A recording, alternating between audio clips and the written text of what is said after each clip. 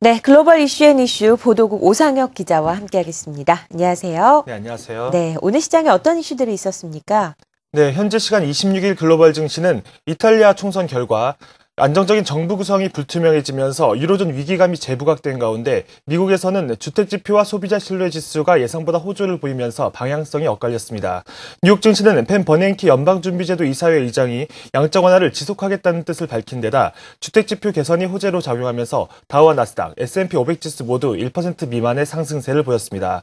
먼저 마감한 유럽 증시는 이탈리아의 베를루스코니 전 총리가 연정 구성에 합의하지 않겠다고 밝힌 데다 영국의 소매 판매가 5개월 만에 부진했다는 소식이 악재로 작용하면서 일제히 하락 마감했습니다. 해외 주요 이슈들 함께 살펴보시죠.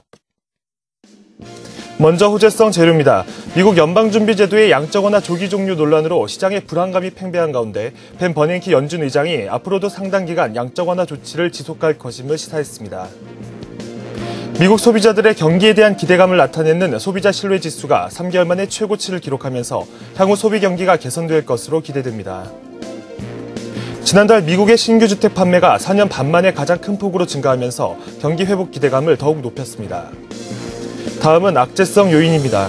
이탈리아 총선에서 상원 내 과반수 정당이 불발로 돌아간 가운데 상원 내에서 가장 많은 의석을 차지한 중도파의 베를루스코니 전 총리가 연립정부 구성에 참여하지 않겠다는 뜻을 내비치면서 이탈리아 정국이 상당 기간 혼돈에 빠질 것으로 우려됩니다. 이탈리아가 정치적 교착 상태를 나타낼 것으로 보임에 따라 유럽중앙은행 ECB의 새로운 국채 매입 프로그램인 전면적 통화거래 OMT가 국채금리 상승에도 무력한 모습을 보일 수 있다는 지적이 나왔습니다. 찰스 빈 영란은행 부총재가 무디스에 이어 다른 국제신용평가사도 영국의 최고 신용 등급을 내릴 가능성이 있다고 밝혔습니다. 네, 이탈리아 총선 결과가 나왔습니다. 어느 당도 상원의 과반 의석을 하지 못했는데요.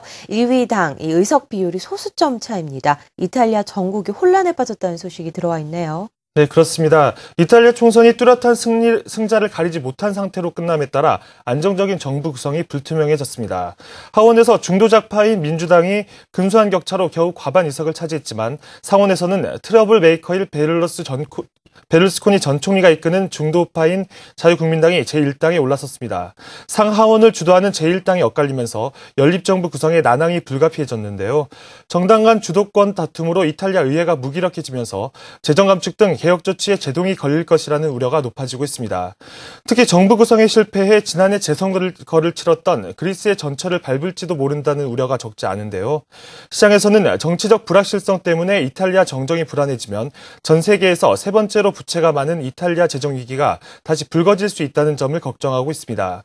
그동안 몬티 총리가 추진해온 개혁 정책이 뒷걸음질 치는 모습을 보이게 될 경우 시장 신뢰가 훼손되고 이에 따라 글로벌 투자자들이 다시 이탈리아 금융시장에서 철수할 수도 있기 때문입니다.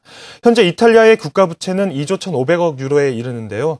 이는 채무 위기를 겪고 있는 스페인보다는 2배 이상, 그리스보다는 7배 많은 것으로 올해 이탈리아가 갚아야 할 빚만도 4,570억 유로에 달합니다.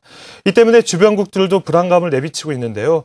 피에르 모스코비시 프랑스 재무장관은 하루빨리 단일 정부를 구성하라고 촉구하고 나섰고 귀도 베스터벨레 독일 외무장관도 이탈리아 정부의 긴축 개혁안은 계속돼야 한다면서 하루빨리 안정적인 정부를 구성해야 한다고 밝혔습니다. 지금까지 글로벌 경제 주요 이슈였습니다.